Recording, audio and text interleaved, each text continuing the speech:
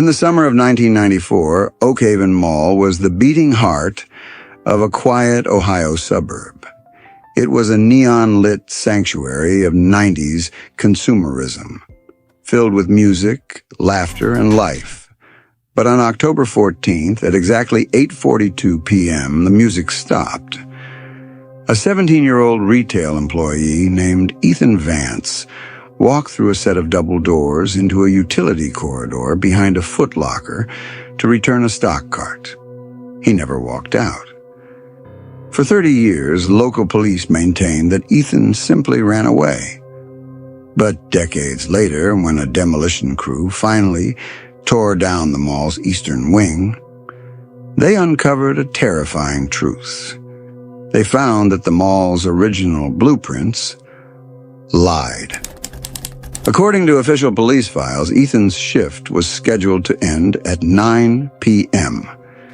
Surveillance camera number 4 captured his last known movements, a grainy, low-resolution timestamp showing him pushing a heavy metal cart into the employee-only hallway. This corridor was a complete dead end. It led only to a trash compactor and a locked electrical room. There were no windows, no fire exits, no other ways out. When Ethan didn't return home, his manager went back to check the hallway. It was completely empty. The stock cart was sitting squarely in the middle of the corridor. Ethan's car keys, jacket, and wallet were still inside his locker. He had vanished into thin air less than 20 feet away from his co-workers. For decades, Ethan's disappearance was treated as a standard cold case, a runaway teenager who wanted to escape his small-town life, until the demolition company published the official structural audit before tearing the building down. Look closely at this blueprint from 1988. Between the back wall of the cinema and the main shopping concourse, there is a massive architectural anomaly, a dead space measuring over 40,000 square feet. When construction workers breached the drywall of the utility corridor where Ethan was last seen, they didn't find concrete foundations or plumbing. They found a secondary, hidden network of identical, carpeted hallways, a labyrinth of dirty yellow wallpaper and flickering fluorescent lights that stretched for miles beneath the structure. A space that theoretically had no physical right to fit inside the building's footprint. But the most unsettling detail was buried deep within the county's emergency dispatch logs. On October 17th, 1994, 3 full days after Ethan vanished, a 911 call was received by the local precinct. The call came from a payphone located inside Oakhaven Mall, specifically from a sector of the building that had been sealed off and unoccupied for years. The caller didn't say a word. For 40 agonizing seconds, the dispatcher only heard the low, mechanical hum of industrial fluorescent lights, the distant, distorted echo of a mall fountain, and the frantic sound of someone desperately clawing at a door that had no handle. Oakhaven Mall is completely gone today, replaced by a flat, concrete parking lot. There are no signs of the neon lights, the stores, or the corridors that once stood there. But as the pavement bakes under the Ohio sun, the ultimate question remains. Did Ethan Vance truly run away, or did he simply step through the wrong door into a part of our reality that was never meant to be found?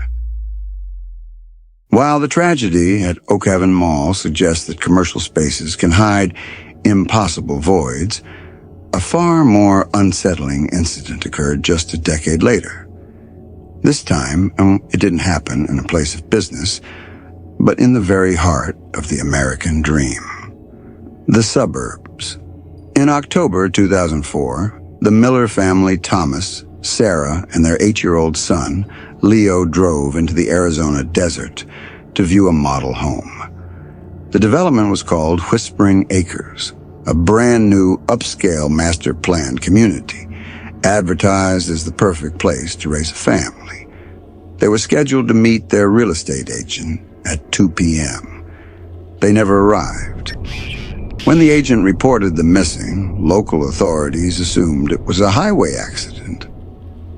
But 24 hours later, a responding officer named David Gomez tracked the family's GPS signal directly into the main gates of Whispering Acres.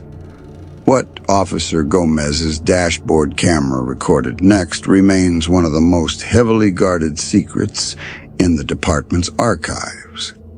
As Gomez drove deeper into the development, his digital radio went completely silent, filled only with static.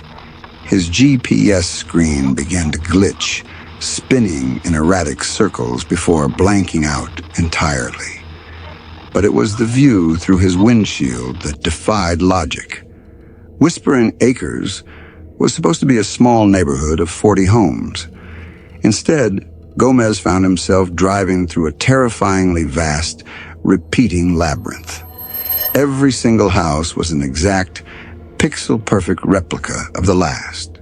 The same beige stucco walls, the same neatly trimmed lawns, the same empty concrete driveways.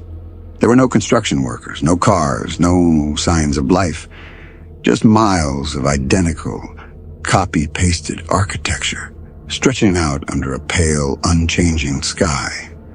Gomez drove for over an hour in a straight line, attempting to find an exit. Every turn he took only led him deeper into the loop. Eventually, he found the Miller's SUV parked in front of house number 104. The vehicle was unlocked, the engine still warm. Inside the house, the dining table was set, and a modern cell phone was lying on the kitchen counter. When digital forensics later recovered the data from Sarah Miller's phone, they found a single, terrifying voicemail left for her sister, recorded 2 hours after they entered the neighborhood.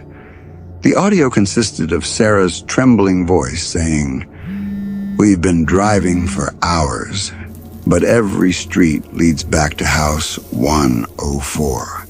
There are no exits, Susan. And the sun hasn't moved since we got here." Officer Gomez narrowly escaped the development by reversing his cruiser in a straight line for 3 miles back through the main gate. But the Miller family was never seen again. Today, Whispering Acres sits completely abandoned, blocked off by government fencing and labeled as a toxic hazard zone. But local legends whisper a different story. They say the neighborhood wasn't abandoned because of toxic soil. It was locked away because the loop is still expanding, and it's waiting for the next driver to take the wrong turn.